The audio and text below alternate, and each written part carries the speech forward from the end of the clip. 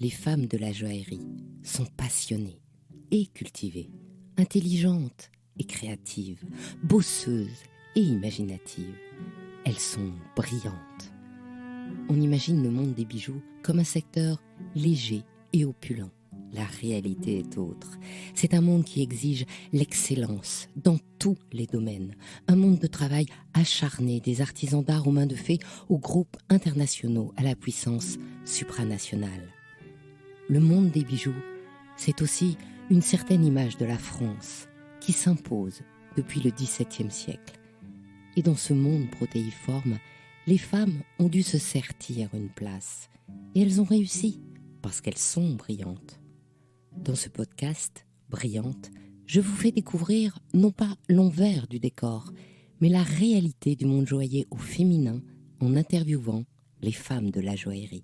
À chaque fois, je leur demande un conseil pour une jeune femme qui serait tentée par ce monde où le scintillement de vitrine cache l'exigence du travail et de l'investissement personnel, pour que la jeune génération se prépare ainsi à devenir brillante.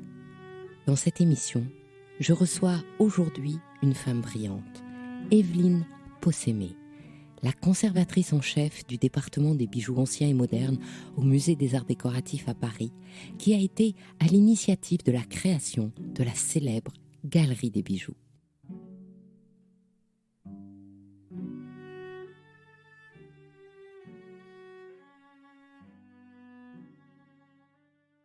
Bonjour Evelyne. Bonjour. Je suis ravie de vous voir. Je suis ravie d'être avec vous pour parler un moment de bijoux. Alors justement, comment devient-on la conservatrice en chef du département des bijoux anciens et modernes au Musée des Arts Décoratifs à Paris?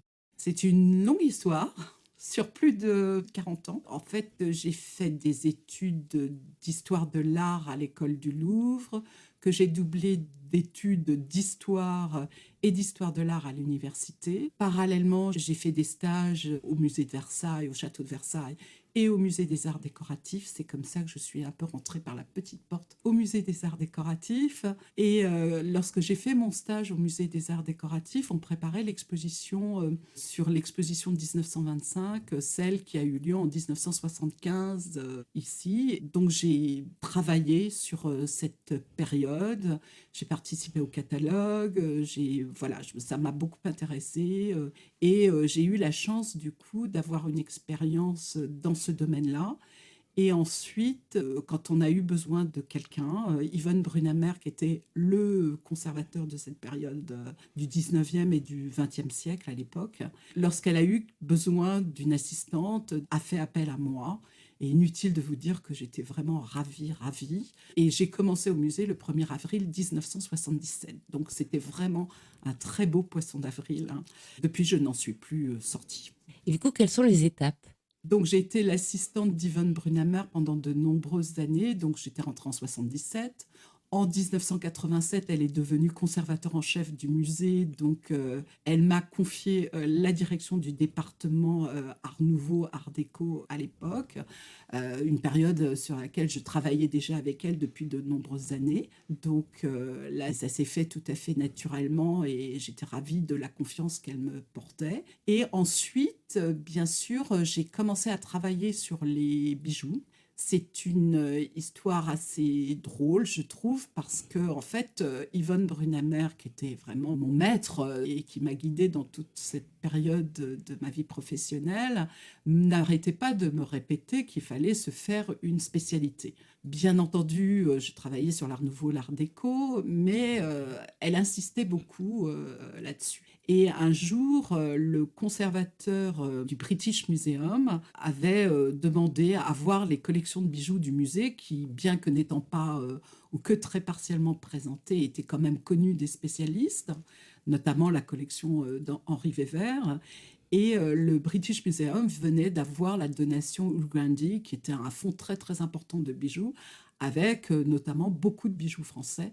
Donc elle avait besoin de voir la collection pour étudier la collection du British Museum. Et donc elle demandait à venir travailler au musée et à ce qu'on lui ouvre finalement les réserves et encore pire que les réserves, les coffres-forts. Et là, Yvonne Brunamer, qui devait être sur un projet d'exposition à l'étranger ou au musée, était complètement débordée, m'a dit moi, c'est pas possible, ça va prendre une semaine, je peux pas.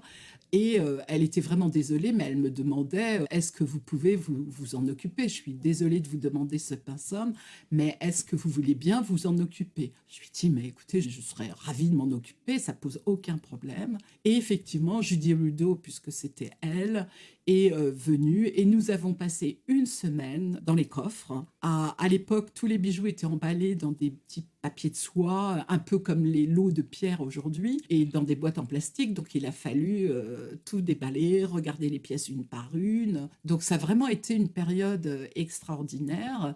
Et lorsque la semaine s'est terminée, que je suis remontée, j'ai pu dire à Yvonne Brunamer, ben voilà, j'ai trouvé ma spécialité, je vais m'occuper des bijoux. Personne ne s'en occupait au musée, donc voilà, il n'y a pas eu de problème. Et à partir de ce moment-là, j'ai eu les clés, les combinaisons des coffres-forts. Donc j'ai pu vraiment travailler d'abord sur les collections, bien sûr, Art Nouveau, Art Déco, qui étaient assez connues, mais petit à petit, en fonction des projets du musée, à un moment, on a ouvert une salle pour l'orfèvrerie du XVIIe, XVIIIe siècle.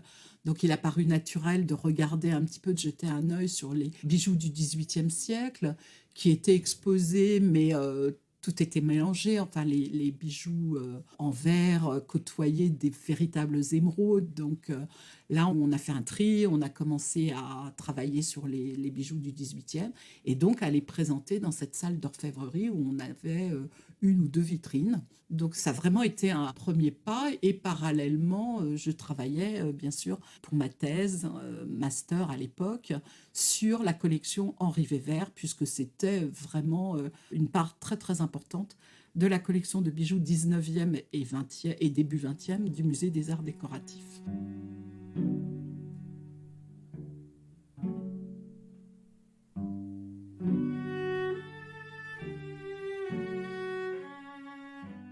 Vous avez fait une thèse dessus, non, sur Weber? Oui, j'ai fait une thèse, à l'époque ça s'appelait un master, pour l'université, pour Paris 4. Donc j'ai vraiment commencé à travailler sur la collection de bijoux qu'ils nous avaient donnée et qui couvre tout le 19e siècle et début 20e siècle avec des pièces très très importantes. Et au fur et à mesure, quand je rencontrais des gens, des conservateurs d'autres musées et que on en parlait, automatiquement, ils me disaient ah mais oui, c'est le collectionneur d'estampes japonaises, ah mais le collectionneur de miniatures persanes, le collectionneur de gravures de Rembrandt. Enfin voilà, à chaque fois, je découvrais un aspect du personnage que je ne connaissais pas. Donc il y a un moment, je me suis dit bon, je vais pas faire l'inventaire de la collection de bijoux. Il faut d'abord que je fasse quelque chose sur le personnage et les différents aspects.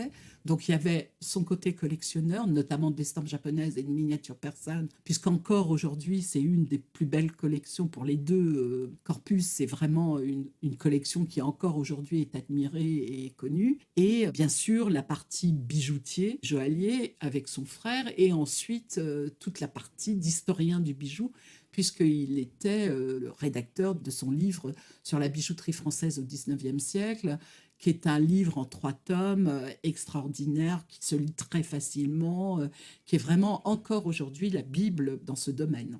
En fait, je l'ai. Tout le monde l'a à un moment donné. Tous les spécialistes l'ont, que ce soit l'original ou que ce soit les copies qui ont été faites dans les années 80 et les rééditions en anglais aussi qui ont été faites assez récemment.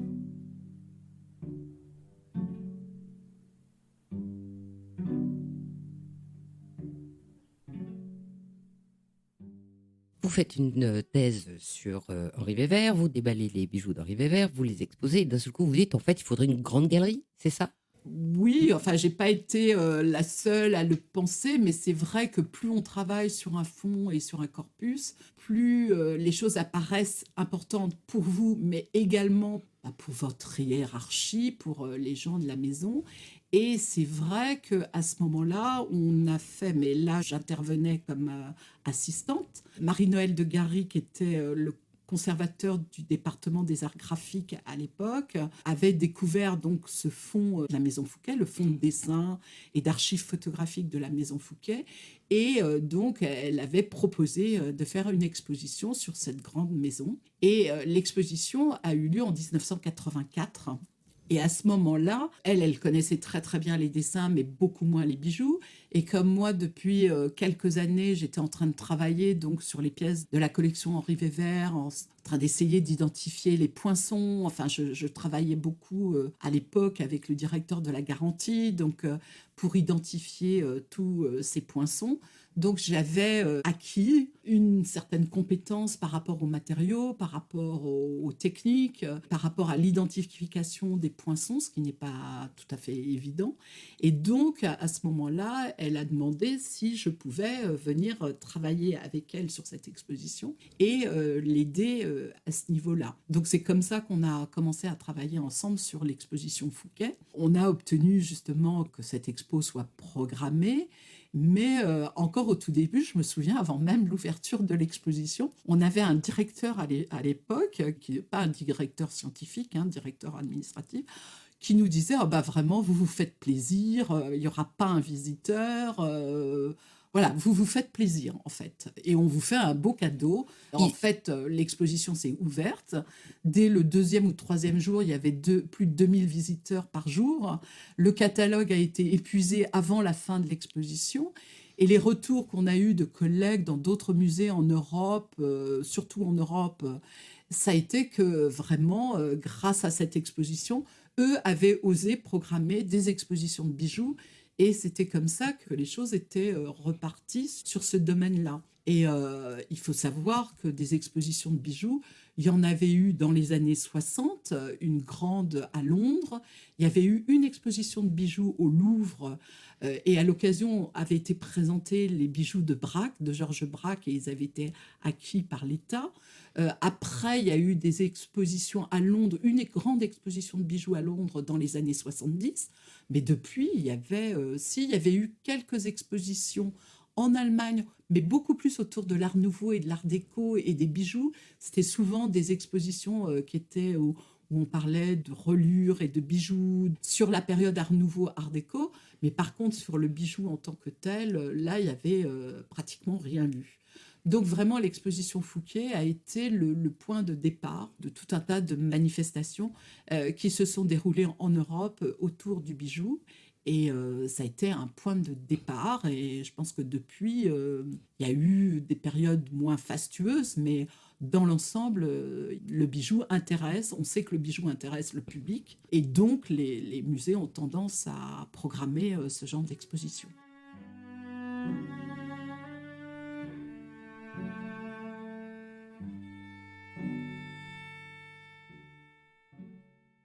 Ça n'avait pas eu lieu avant. Ça veut dire qu'on considérait dans un musée que le bijou, c'était pas vraiment de l'art. C'était pourquoi il n'y avait pas cet engouement.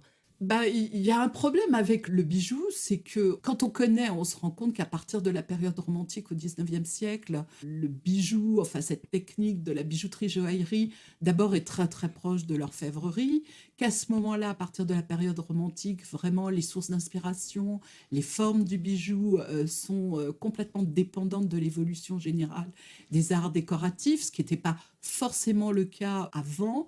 Quoique au XVIIIe siècle, on est dans des thématiques, des formes et des décors qui sont très très proches de l'art du XVIIIe siècle dans son sens général. Donc vraiment, c'est au XIXe siècle que ça apparaît et ça va continuer pendant tout le XIXe siècle, même si parallèlement à ces bijoux très liés aux arts décoratifs, il y a aussi une production plus courante qui continue à exister. Mais en tous les cas, les grands noms du 19e siècle dans le domaine du bijou et de la joaillerie vont suivre et vont être marqués par ce contexte des arts décoratifs en général et des sources d'inspiration qui vont être communes. On le sait, le retour aux sources au Moyen-Âge, à la Renaissance, voire au XVIIe siècle, à part après l'influence du japonisme. Tout ça, le domaine du bijou va le vivre aussi. Et à partir du XXe siècle aussi, et l'émergence beaucoup plus importante de la mode, du bijou de mode qui n'apparaît qu'entre les deux guerres mondiales, On a tendance à voir depuis quelques années le bijou comme un accessoire de la mode, ce qu'il n'est absolument pas. Il peut l'être dans le cadre du bijou de mode, qui est quelque chose de tout à fait spécifique, mais il ne l'est pas dans le sens général de la bijouterie joaillerie, même si bien sûr il y a des connexions, il y a Fouquet défilait entre les deux guerres, la maison Fouquet faisait défiler ses bijoux sur les mannequins de Jean Patou, et il y avait des alliances, ou avec Lanvin, enfin il y a eu des alliances comme ça, mais on ne crée pas une collection de bijoux dans ces grandes maisons en fonction de la mode. C'est pas du tout le cas. On va tenir compte, bien sûr, quand même, du poids des bijoux par rapport au tissu qu'on utilise. Bon, à partir du moment où on a des robes longues, on peut avoir d'énormes ornements de corsage pour le soir. Bon, il est vrai qu'avec les robes que l'on trouve dans les années 1925, avec des tissus plus légers, avec des robes droites, bien entendu, le bijou et le type de bijou et leur forme sont obligés de s'adapter à ces nouvelles données, mais comme ils s'adaptent à la société en général et l'évolution de la société et de la façon dont les femmes se comportent, s'habillent et vivent, le bijou n'est pas un accessoire de la mode.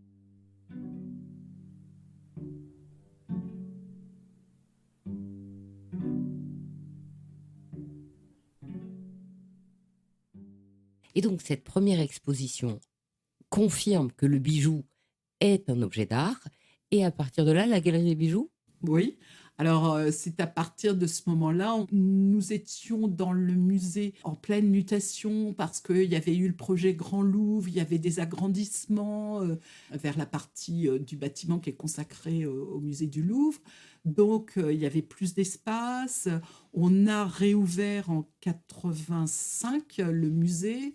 Voilà, il y avait de nouvelles salles. Il y a eu après le musée de la mode. Dès 84, dès la réouverture du musée, on avait l'idée de faire une galerie des bijoux. Après, au moment de la réouverture du musée, on a essayé de rassembler de l'argent du mécénat pour pouvoir créer cette galerie des bijoux et rouvrir le salon Bariol. On a eu beaucoup de mécénats, on a pu récolter beaucoup d'aides financières, mais bon, le temps passant, ça n'a permis de rouvrir que le salon Bariol. Donc le projet de galerie des bijoux était toujours, je ne vais pas dire en sommeil, parce qu'on y pensait beaucoup et on travaillait beaucoup dessus, mais elle s'est beaucoup déplacée. Et à chaque fois, le temps passant, en fait, c'est plutôt positif parce qu'on arrive à trouver des espaces qui sont plus importants, des espaces qui sont plus identifiés, donc beaucoup plus importants.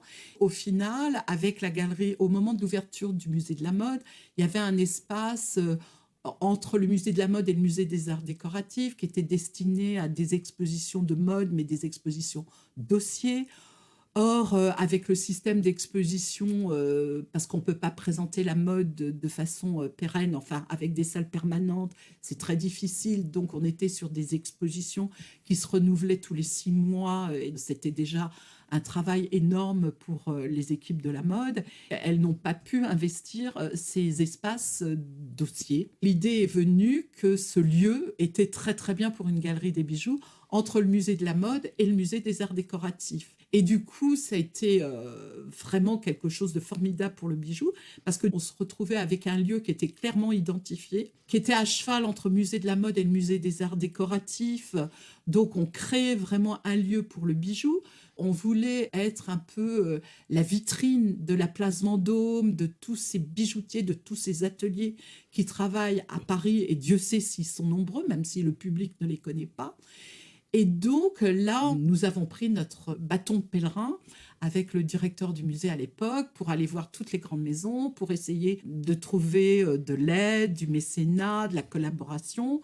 Et là, à partir de ce moment-là, au bout d'un certain temps, on a réussi à ouvrir la galerie des bijoux et à faire vivre ce projet qui était en gestation depuis 20 ans.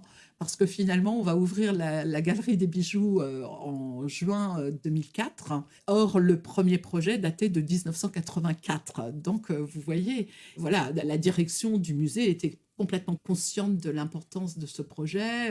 C'était vraiment quelque chose qui était admis. Mais après, bon, ben, il fallait trouver le lieu, il fallait trouver les mécénats.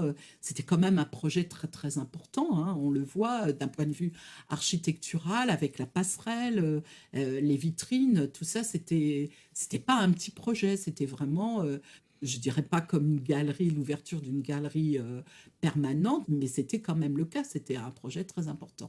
Donc là, il ouvre en juin 2004.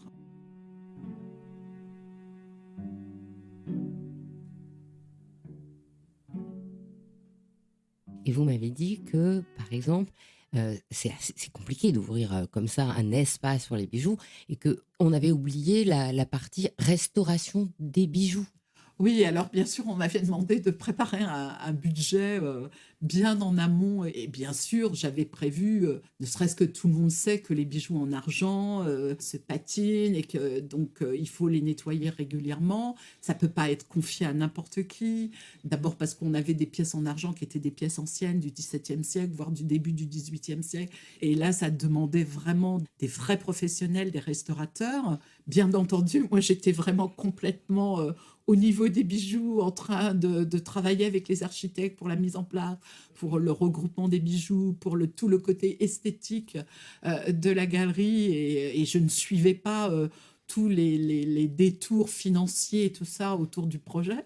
Et un beau jour, à la direction, on vient me voir et on voit le budget final, une espèce de réunion pour faire le point financièrement. Et là, je découvre que l'on avait complètement rayé la partie restauration des bijoux. Et j'étais très étonnée. Puis je leur dis, bon, ok, vous l'avez rayé. On a trouvé de l'argent, mais il n'y a pas assez pour la restauration des bijoux. Mais c'est un gros problème. Comment on va faire? Et là, on me dit, bah, écoutez, on me répond, on a déjà trouvé l'argent pour tout le reste. Enfin, on avait beaucoup participé hein, pour le financement, et notamment une journaliste, Laurence Mouifarine, qui nous avait beaucoup aidés. Et on avait fait une petite exposition dans le hall du musée pour sensibiliser les mécènes potentiels sur notre projet. Donc, on avait quand même beaucoup fait. Et ils m'ont dit, bah, débrouillez-vous, trouvez une solution. Et donc, j'avais des liens avec l'école de la bijouterie joaillerie, l'école de la chambre syndicale, rue du Louvre, parce que j'avais organisé des cycles de conférences sur l'histoire du bijou. Bon, voilà, j'étais régulièrement en contact avec eux.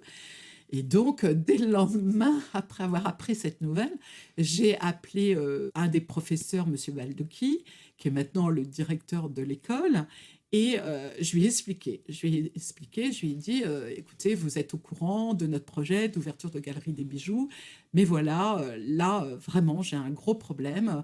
C'est que nous n'avons pas suffisamment d'argent pour la restauration des bijoux, le nettoyage, entre guillemets, des bijoux. Voilà, je me tourne vers vous, pensant que peut-être avec vos élèves, avec notre restaurateur maison, peut-être qu'il y a une possibilité, tout au moins pour les bijoux en or, les bijoux qui ne posent pas beaucoup de problèmes. On pourrait, parce que bien entendu, ces bijoux étaient là depuis une éternité. Jusqu'à présent, quand on faisait des prêts, c'était moi qui, avec ma petite brosse à dents, mon produit vaisselle, nettoyais les bijoux moi-même, nous n'avions pas de restaurateur pour les bijoux de métal à l'époque. Maintenant, nous avons quelqu'un, Dieu merci. Donc, je savais très bien ce qu'il en était pour ce type de bijoux. Et donc, voilà. Et il m'a dit, bon, bah, je comprends votre problème, je vais voir, je vous rappelle. Et quelques jours après, il m'a rappelé.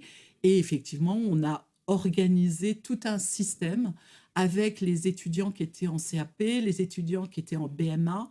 Et donc, on a organisé des semaines tournantes où une dizaine d'étudiants venaient passer une semaine au musée avec notre restaurateur et nettoyer ses bijoux.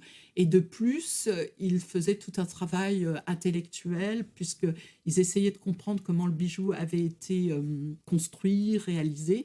Mais ils travaillaient également en histoire de l'art en essayant donc de travailler sur le bijou qu'ils avaient choisi, sur sa contextualisation, si c'était un bijou art nouveau, art déco. Donc il y avait tout un travail pédagogique aussi pour eux. C'était du donnant-donnant, si on peut dire. Et donc, voilà, ça a été un énorme travail, mais ça a été vraiment quelque chose, je crois, de très satisfaisant pour eux, de très satisfaisant pour nous aussi. Et donc, on a confié que les pièces les plus anciennes et en argent à des restaurateurs spécialisés.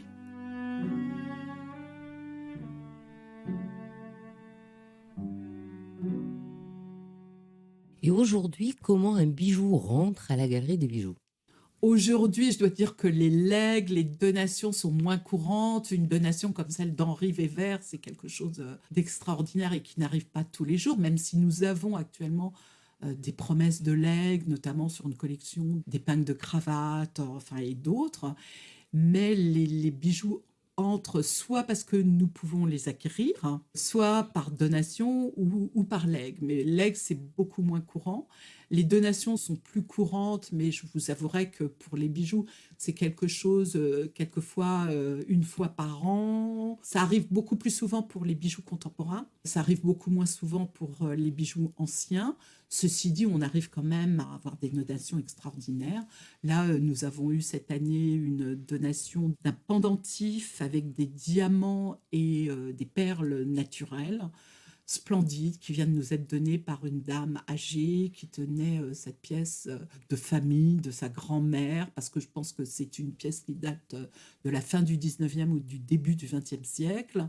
C'est un très joli bijou. Pour l'instant, nous n'avons pas trouvé. On se dirige vers Chaumet, Mellerio, production de ces maisons-là, mais je pense aussi que c'est une partie d'un bijou, c'est pas la totalité d'un bijou, même s'il est tout à fait présentable tel qu'il est aujourd'hui. Donc on a besoin encore de recherche. L'année d'avant, nous avions eu la possibilité d'acheter une formidable châtelaine du XVIIIe siècle en argent, mais vraiment une grande châtelaine avec la partie haute et vraiment plusieurs chaînes, avec un porte-mine, une montre, une petite boîte, des ciseaux. Donc Oui, c'était parce que la châtelaine, c'est un bijou très spécifique. oui, c'est un bijou qui était porté par bon, on s'en sert en général pour les hommes et comme pour les femmes, c'était pour suspendre une montre. Et on le suspendait à la ceinture en général. Ça a été beaucoup porté au XVIIIe siècle. On en a des très belles et on peut en voir sur des portraits où même quelquefois les femmes portent deux châtelaines de part et d'autre de la pointe de poitrine dans les robes du XVIIIe. Et ça va perdurer au XIXe siècle, d'autant que les femmes, quand elles sont à la maison, les utilisent beaucoup pour suspendre également les clés de la maison, les ciseaux dont elles ont besoin pour la couture. Donc tout un tas de petits accessoires dont elles ont besoin dans la journée, dont elles ne se séparent pas. Donc c'est vraiment quelque chose qui a été très important, aussi bien dans les bijoux qu'on appellerait paysans ou régionaux, que ce soit dans les bijoux plus riches. Et d'ailleurs, cette pièce-là, c'était assez drôle parce que la personne qui voulait s'en défaire, mais qui n'avait pas les moyens de les donner au musée, avait demandé à un commissaire-priseur sur photo de lui dire un petit peu, de lui faire une estimation. Et la première personne lui avait répondu en disant que c'était une pièce du 19e siècle et l'estimant à 100-150 euros. Sur la base de cette estimation, la personne avait pris contact avec le musée, donc je l'ai rappelé. Je lui ai dit que c'était pas possible sur photo, que j'avais besoin de voir la pièce. Donc elle est venue, on a pris rendez-vous, elle est venue nous montrer la pièce au musée. Et en fait, quand j'ai vu la pièce, qui était en argent, en très bon état, je lui ai dit, écoutez, je me trompe peut-être, mais pour moi, elle n'est pas du 19e siècle, elle est 18e. Donc elle était prête, elle venait pour vendre la pièce au musée. Et là, à ce moment-là, je lui ai dit, mais écoutez, plutôt que seulement mon avis, d'abord parce que je ne pourrais pas vous donner un prix, vous allez vous adresser à d'autres experts et montrer vraiment la pièce pour qu'ils puissent juger exactement. Donc c'est ce qu'elle a fait et en fait l'autre personne, l'expert, a confirmé que c'était une pièce du XVIIIe siècle et a donné une estimation autour de 1 000 euros, donc 10 fois plus. Et là, à ce moment-là, je lui ai dit, écoutez, moi, je n'ai pas 1 000 euros. Il y a des créateurs américains qui sont venus au musée pour voir la galerie des bijoux. Je leur ai fait une visite spéciale. À la suite de ça, ils m'ont remercié en nous faisant un chèque de 1 000 $. Donc, et ce chèque, depuis, on l'a gardé pour une acquisition. Donc, avec 1 000 $, ça faisait 800 et quelques en euros. Donc, je lui ai dit, voilà ce que je peux vous proposer pour l'achat de cette châtelette. Et là, bien entendu, c'était pas gagné d'avance. La personne a bien entendu accepté parce que elle ne pouvait pas la donner, mais en même temps, elle était ravie que cette pièce qu'elle avait de famille puisse être rentrée dans les collections nationales et dans les collections du Musée des Arts Décoratifs. Donc, elle a accepté, mais ça vous permet de voir que c'est pas toujours évident d'acquérir une pièce et qu'en tous les cas, il y a beaucoup d'épisodes avant que la pièce puisse rentrer définitivement dans les collections.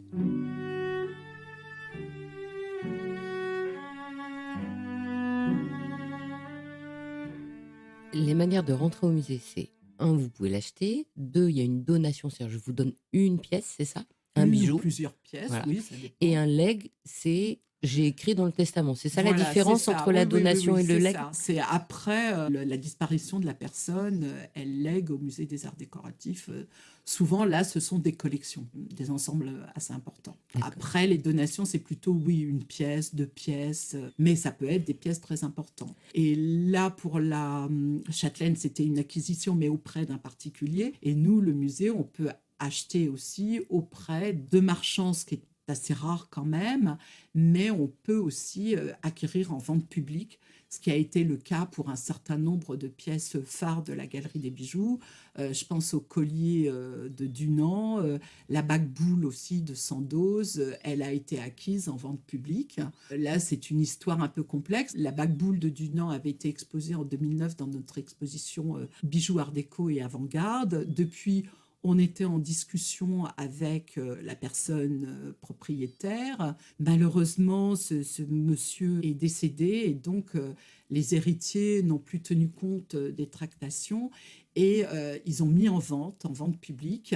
Et bien entendu, nous, dans cette vente, on a pu acquérir deux pièces importantes pour nous, dont la bague boule. Ce qui est très drôle pour nous, en tous les cas, c'est que finalement, on a pu l'acquérir à un prix bien inférieur à celui qu'on avait proposé aux collectionneurs.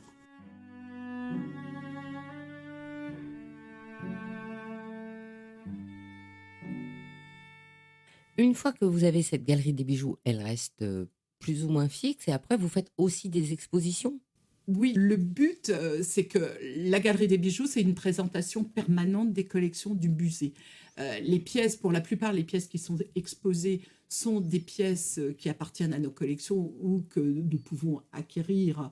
Bon, notamment la bague boule, et c'est la maison Van Cleef & Arpels, en tous les cas l'école des arts joailliers Van Cleef & Arpels qui nous a permis de l'acheter parce qu'ils sont aussi partenaires avec nous par rapport aux bijoux, ils sont mécènes de la Galerie des Bijoux, donc ils nous aident, on collabore ensemble, ils nous aident dans de nombreuses opérations.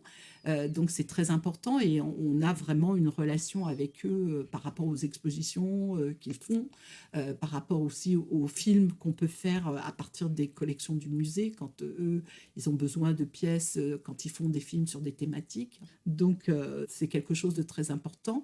Et l'autre partie de ce mécénat de la maison Van Cleef & Arpels et des autres maisons de joaillerie de la place Vendôme, c'est que dans la partie contemporaine, il est bien évident que des pièces de joaillerie du XXe siècle très importantes, ces grandes maisons ne peuvent pas forcément nous les donner parce que ce sont des pièces qui coûtent très très cher financièrement.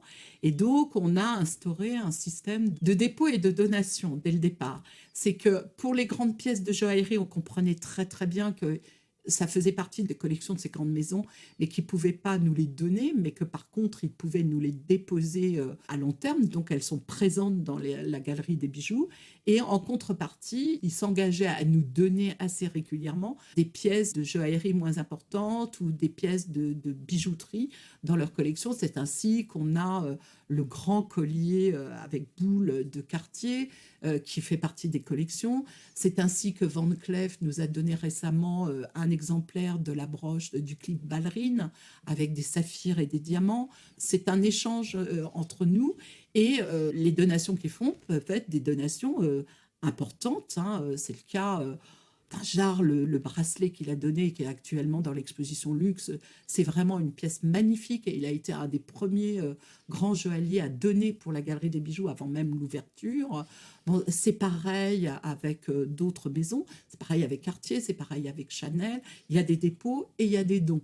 Donc ça, on le retrouve dans la Galerie des Bijoux et c'est quelque chose de très important. Donc on est plutôt sur des pièces des collections permanentes. On a ces dépôts des grandes maisons, mais depuis cette année, on a expérimenté, bien entendu, dans la salle contemporaine, les bijoux changent beaucoup plus souvent parce qu'il y a beaucoup plus d'acquisitions et c'est normal. Et donc il y a un changement, un roulement qui est beaucoup plus important. Et là, pour la première fois avec Printemps incertain, on a fait une présentation dans cette salle contemporaine de bijoux contemporains. Deux artistes qui s'expriment dans le bijou contemporain sont présentés actuellement dans le cadre d'un printemps incertain. Et donc là, c'est la première fois qu'on le fait avec une signalétique spéciale dans la galerie. Et je dois dire que ça marche plutôt bien et c'est vraiment une présentation que je trouve très séduisante. Donc je pense que pour la partie contemporaine, oui, peut-être qu'on renouvellera ce type de présentation, donc d'une présentation temporaire au sein de cette présentation qui est permanente.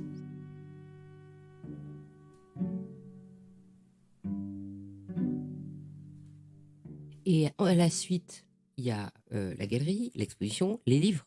Oui, oui, ça fait partie de notre travail. Et nous essayons, il y a eu un petit livre qui avait été fait au moment de l'ouverture de la Galerie des Bijoux, où on avait beaucoup plus travaillé, ma collègue Dominique Forest et moi-même, sur l'histoire de la collection, parce que ça n'avait jamais été fait, et que dans le cadre de l'ouverture d'une nouvelle galerie permanente, c'était quelque chose qui nous semblait intéressant, et de rendre hommage à tous ces donateurs et tous ces bijoutiers eux-mêmes qui avaient donné leurs pièces. Un des premiers numéros dans l'inventaire, dans le dernier inventaire du musée, c'est la parure égyptienne d'Émile Philippe, de la maison Émile Philippe, qui avait été présentée à l'exposition universelle de 1878 et que très vite après, il a donné au musée des arts décoratifs. Donc on a les dons des donateurs, des gens qui ont porté les bijoux, mais on a aussi des dons de bijoutiers eux-mêmes. C'est le cas pour Émile Philippe, ça a été le cas pour Jean Després, parce qu'il a donné beaucoup, beaucoup de pièces. Et donc, c'était rendre hommage à tous ces donateurs et ces grandes collections. Donc, ça nous semblait important. Et depuis, bien entendu, on a dernièrement fait une série de 3 livres sur le thème de la nature à travers le livre Flore, Faune et Figures. Donc, c'était 3 thèmes qu'on a déclinés à travers les collections du musée, que ce soit les collections anciennes ou que ce soit les collections contemporaines. Donc là aussi, c'est une collaboration, vraiment, c'est avec le soutien de l'École des Arts Joailliers, parce qu'eux-mêmes voulaient que la collection du bijou sur ces thèmes-là soit accessible aux étudiants. Donc ça a vraiment été une volonté de faire des livres qui coûtaient, ils sont autour de 20 euros, je crois que c'est 19 et quelques euros, et qui soient accessibles aux étudiants ou vraiment à tout public. Et en même temps, je trouve qu'on a réussi à faire des espèces de livres, coffrets un peu bijoux. Et je trouve que c'est une très jolie collection. Ça a été un plaisir de travailler aussi avec Patrick Moriès, qui a fait un des textes d'introduction, et j'ai fait le deuxième, mais qui, lui, l'a fait sur une thématique beaucoup plus générale, beaucoup plus symbolique. Et moi, j'étais, comme d'habitude, beaucoup plus au ras des montures pour expliquer les choses. Et ça permet d'avoir une vision un peu globale des collections du musée. On espère qu'on aura le temps de faire d'autres catalogues des collections du musée. On a bien sûr les publications autour des expositions que nous consacrons régulièrement aux bijoux, que ce soit pour la partie ancienne ou que ce soit pour la partie contemporaine.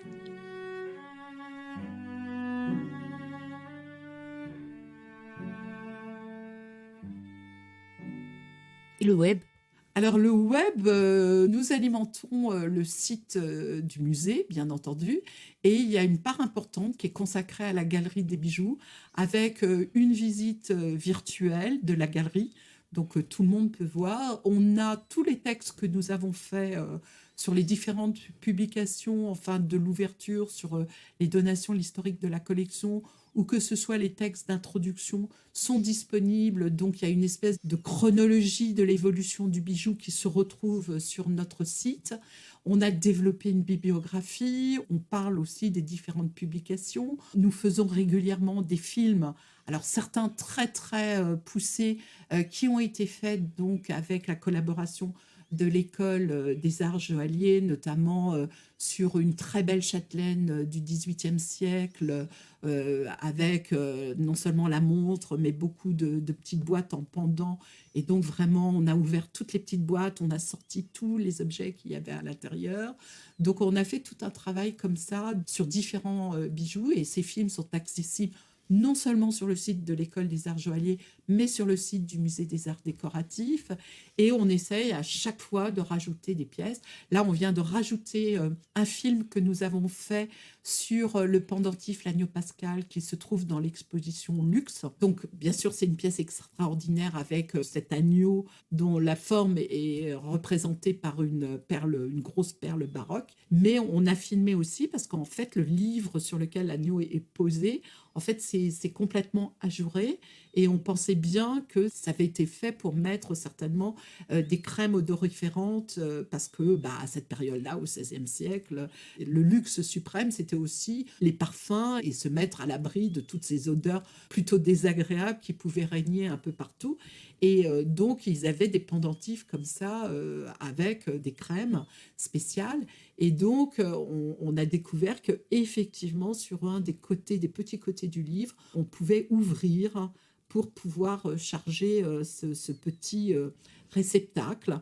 Et donc là, on a fait un film où on montre justement comment on peut ouvrir cette petite porte, tourner autour et montrer vraiment que c'est un livre ajouré, donc que ça servait effectivement à ça, à poser des crèmes spéciales.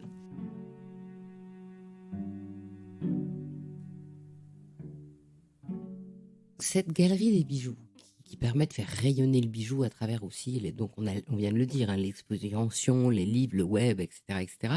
Est-ce que c'est devenu un modèle pour les autres pays, ou est-ce que ça existait déjà? Parce que tout est né au début, vous nous avez expliqué, de la conservatrice britannique qui voulait voir les collections, et boum, enfin je dis boum, ça a mis 20 ans, mais ça a donné l'idée de mettre en valeur le fonds qui existait, etc. Et elle était venue ici pour voir les bijoux. Donc est-ce que cette galerie, ça a été aussi un modèle international? Il y avait quelques galeries de bijoux qui existaient en tant que telles. Il y avait celle notamment qui a été vraiment, enfin, qui est celle qu'on admirait, qu'on allait voir régulièrement. C'était bien entendu la galerie des bijoux du Victorian Albert Museum. Et donc, nous, des Fouquet, on a travaillé régulièrement avec les conservateurs. On les connaissait bien parce que je connaissais bien Judith Trudeau, je connaissais Richard Edgecombe, Claire Phillips, qui travaillait aussi au Victorian Albert Museum. Donc, vraiment, on a eu toujours des relations suivies entre nous. Et j'avoue que c'était drôle et c'était émouvant aussi.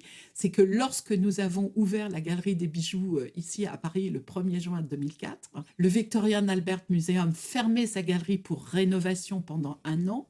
Je me souviens que mes collègues anglais, le soir de l'inauguration, m'ont envoyé un somptueux bouquet pour m'encourager et tout. Et ça a vraiment été émouvant. Et quand ils ont rouvert la galerie 1 an après, bien entendu, j'étais à l'inauguration. Et je dois dire que la galerie des bijoux, bien sûr, du fait de l'espace tel qu'il est, parce que c'est une galerie au Victorian Albert Museum, c'est aussi un peu, la galerie sud chez nous est un peu aussi sur ce même système. Et effectivement, mais avec mais peut-être aussi parce que nous, au départ, on a un peu copié sur la galerie des bijoux du Victoria. C'est très semblable, effectivement, notamment au rez-de-chaussée, avec des vitrines centrales, mais qui là sont beaucoup plus grandes, ont des formes beaucoup plus incurvées, alors que nous, on a vraiment des vitrines rectangulaires, mais parce que l'espace est moins grand et tout. On est frères et sœurs, en fait, avec le Victorian Albert Museum, et on a de très, très bonnes relations, et j'admire beaucoup les conservateurs qui s'occupent de cette galerie.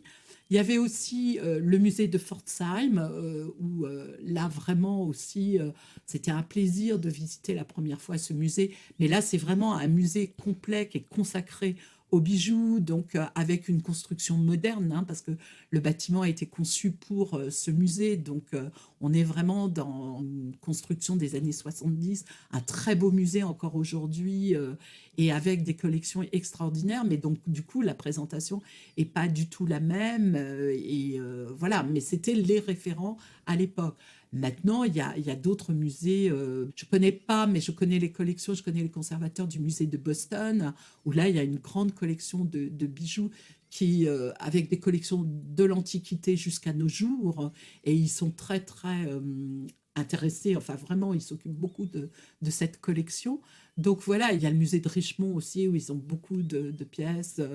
Mais des galeries permanentes comme ça qui soient complètement consacrées aux bijoux, il n'y en a pas tant que ça. Et au British Museum, ils ont des salles de bijoux, mais ils ont choisi un autre parti qui était un peu celui du musée avant l'ouverture de la galerie des bijoux. C'est-à-dire que les bijoux sont exposés dans les salles d'art décoratif et même s'ils sont regroupés, quelquefois il y a des objets d'art décoratif, d'orfèvrerie ou d'autres objets parce qu'ils développent sur des thématiques comme le japonisme et donc ils mettent en regard des objets. Mais c'est quelque chose qu'on ne s'empêchera pas de faire parce que là, je vois, on travaille sur les salles art déco et donc, entre-temps, on avait qu'un collier de Dunant, mais entre-temps, on a acquis tout un lot de bijoux de Dunant pour la mode. Et donc là, ces bijoux-là, je pense qu'on les exposera dans les galeries art déco. On ne va pas s'empêcher par la suite de mettre des bijoux, et on en a déjà mis pour la partie contemporaine, dans les galeries permanentes, chronologiques. Voilà, c'est pas parce qu'il y a la galerie des bijoux qu'il n'y aura pas des bijoux ailleurs dans le musée. Après, c'est une question de nombre et d'importance des pièces par rapport à ce que mes collègues dans les galeries veulent développer et démontrer.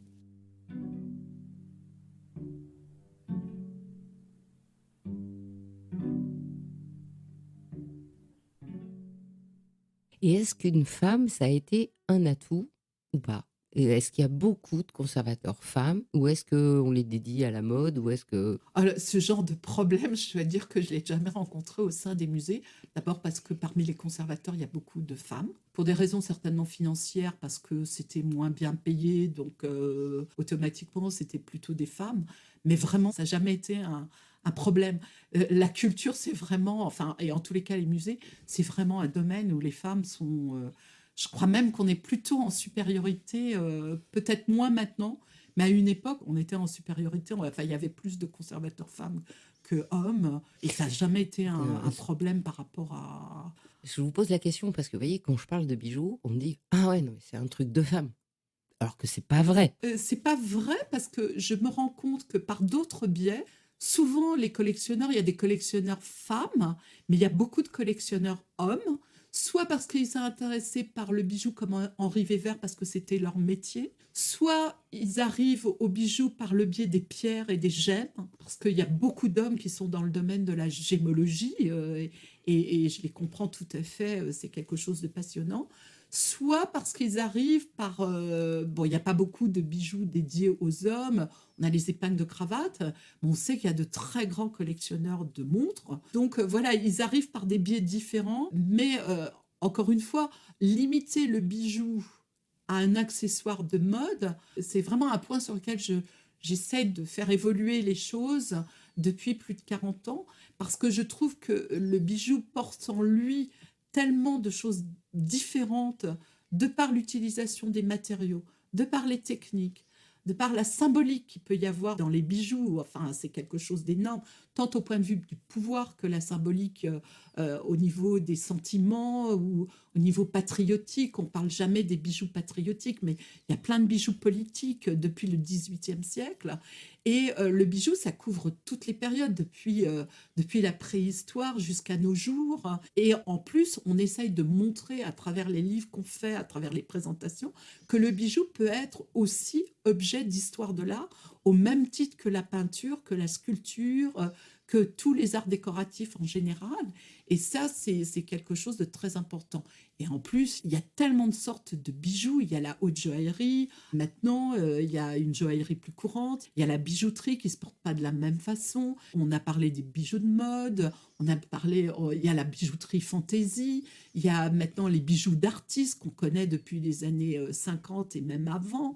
Il y a maintenant plein d'artistes d'art plastique qui ont choisi de s'exprimer dans le domaine du bijou et uniquement dans le domaine du bijou. Donc, on ne peut pas réduire le bijou à juste un accessoire de la mode, c'est pas possible pour moi.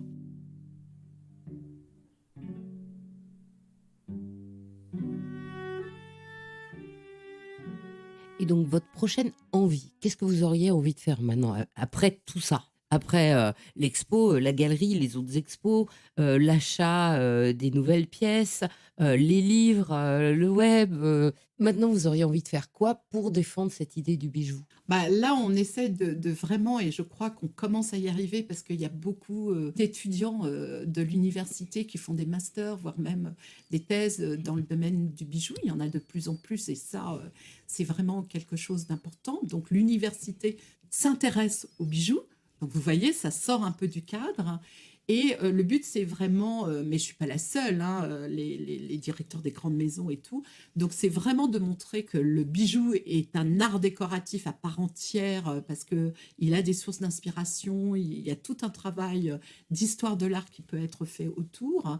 Et c'est de donner de plus en plus, bon, ça serait de pouvoir publier les catalogues du musée, notamment la collection Art Nouveau, qui est très, très importante, qui est vraiment une collection de référence. Si je peux aussi, la collection du 19e, enfin, tout celle qui a trait à l'historicisme, parce que c'est une collection importante aussi, et continuer des publications sur des fonds de dessins qu'on a eu la chance de pouvoir faire entrer au Musée des Arts Décoratifs. J'aimerais faire un livre sur Henri Weber. Il y a eu mon master, mais il n'a pas été publié. Or, nous avons les fonds photographiques de la Maison Weber au musée, donc on peut faire connaître notamment toute ce pan de sa production qui est la joaillerie et qui n'est pas connue aujourd'hui du grand public parce que malheureusement la joaillerie, on démonte, on détruit les montures parce qu'on récupère les pierres précieuses ou les pierres fines pour faire de nouveaux bijoux et donc ces bijoux disparaissent, on n'en a que quelques-uns et je trouve qu'il n'y a pas de livre vraiment sur la joaillerie, sur l'histoire de la joaillerie et l'évolution de la joaillerie. On a le livre sur les bijoux de la couronne, sur les joyaux royaux et tout ça, mais un livre vraiment sur l'évolution depuis le XVIIe siècle de la joaillerie, on n'en a pas. Donc Weber, on a beaucoup de photos de pièces de joaillerie Art Nouveau que le grand public ne connaît pas du tout, alors que ça a été vraiment quelque chose de très important, de très novateur. Donc ça m'intéresse de le présenter. Il y a des projets aussi de publication sur la maison du ce soir. Donc on nous a donné, la famille nous a donné le fonds de dessin, de photographie et tout ça. Avant, les donateurs ne s'intéressaient qu'aux dessins de bijoux et maintenant de plus en plus, avec les dessins rentrent dans les collections du musée, les archives photographiques, ce qui est très intéressant parce que des dessins ont pu ne pas être réalisés et quelquefois il y a une grande différence entre le dessin et la pièce réalisée. Donc les photos nous permettent justement de faire revivre toute cette partie-là de la création, la joaillerie, qu'autrement on ne peut plus présenter ou très peu au public.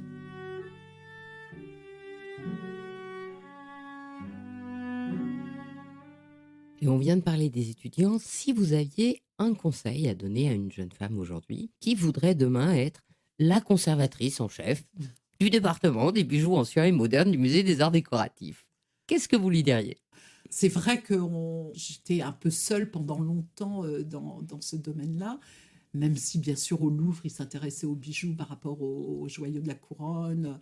Voilà, c'est vrai que maintenant on est plus nombreuses, mais c'est vrai que c'est quelque chose de formidable et je pense qu'il y a encore beaucoup, beaucoup de découvertes à faire.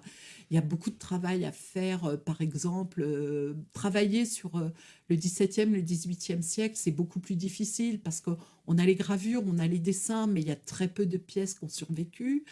Donc il faut aller voir dans les grandes collections royales européennes qui ont été préservées, mais il faut aller voir aussi dans les archives, il faut dépouiller les inventaires.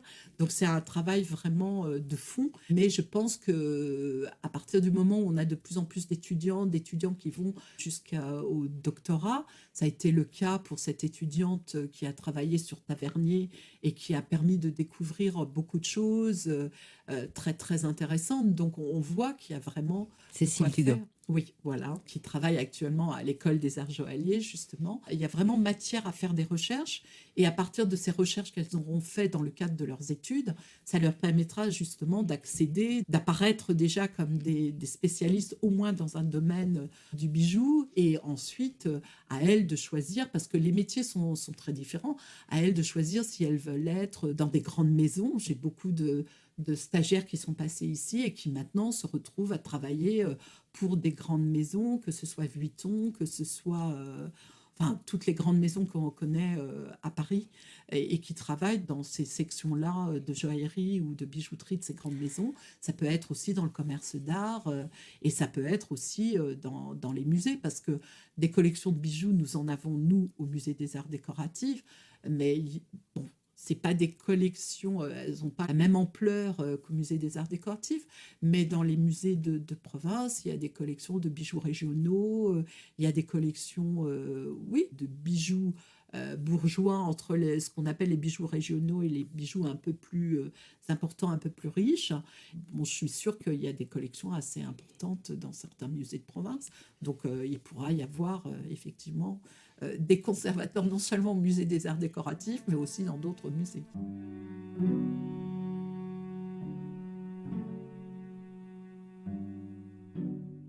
Et donc, si j'ai bien écouté votre parcours au début, vous avez fait plein d'études, ensuite vous avez fait des stages, et ensuite on vous a dit spécialisez-vous, et ça a été le bijou. Mm. Aujourd'hui, où il y a quand même le bijou, est-ce que vous diriez, en fait, il faut faire pareil. Un, il faut faire des études. Deux, il faut faire des stages. Ensuite, la spécialité bijou, est-ce que ça suffit ou est-ce qu'il faut faire une spécialité? Je pense que la spécialité bijoux, elle rentre dans une catégorie beaucoup plus large qui est celle des arts décoratifs. Parce que c'est vrai que quand on travaille sur les bijoutiers du 19e siècle, ils étaient tous à l'époque orfèvres en même temps. Et on voit bien que ce soit Froment-Meurice, Morel, enfin, ce sont des maisons qui ont vraiment travaillé les deux et conjointement. Et il y a une relation entre l'orfèvrerie et la bijouterie. Et aujourd'hui, c'est plus le cas. Les grandes maisons de joaillerie, de bijouterie d'aujourd'hui ne font pas de l'orfèvrerie. D'abord parce que des maisons d'orfèvrerie aujourd'hui, il y en a de moins en moins. Parce que le métal argenté, finalement, a fait disparaître l'orfèvrerie massive. Et c'est peut-être dommage, il n'y a plus que quelques artisans qui sont capables de faire ce travail. Mais donc, on doit l'inclure dans les arts décoratifs, d'abord parce que ce n'est pas évident de trouver des débouchés que sur le bijou. C'est le cas quand même dans les maisons de vente. Il y a des départements spécialisés, donc ça, c'est possible. Et puis parce que le bijou au XXe siècle a vraiment trouvé son autonomie. Donc on a vraiment, que ce soit chez les grands joailliers ou dans le commerce d'art, on a vraiment beaucoup de possibilités.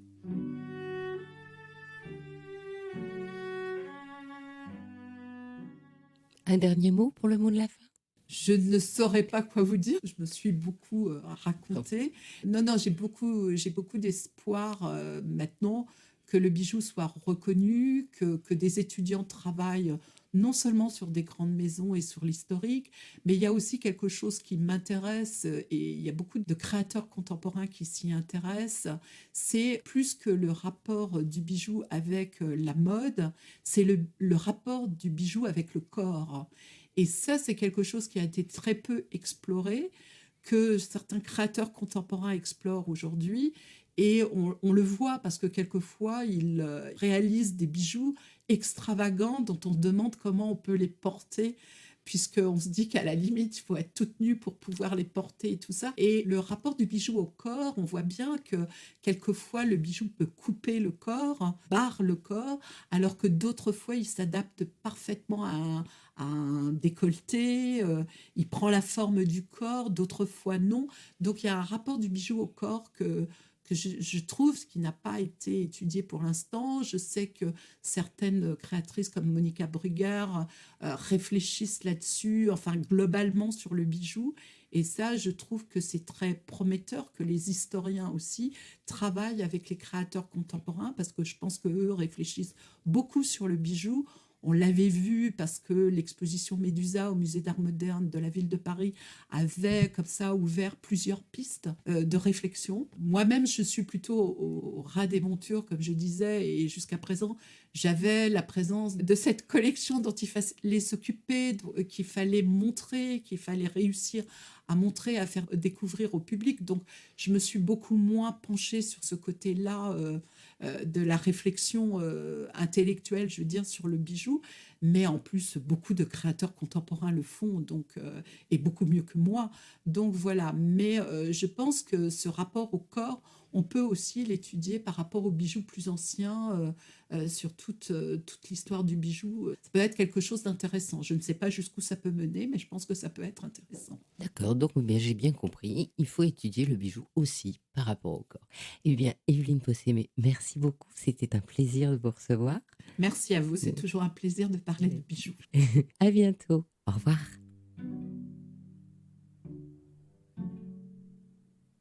Merci d'avoir écouté Brillante. Je vous invite à me faire part de vos commentaires, de vos réactions, de vos envies ou de vos questions pour Evelyne Possémé sur les réseaux sociaux d'Il était une fois le bijou. Comme vous le savez, je donne une voix au bijou chaque dimanche en alternance sur un de mes 3 podcasts.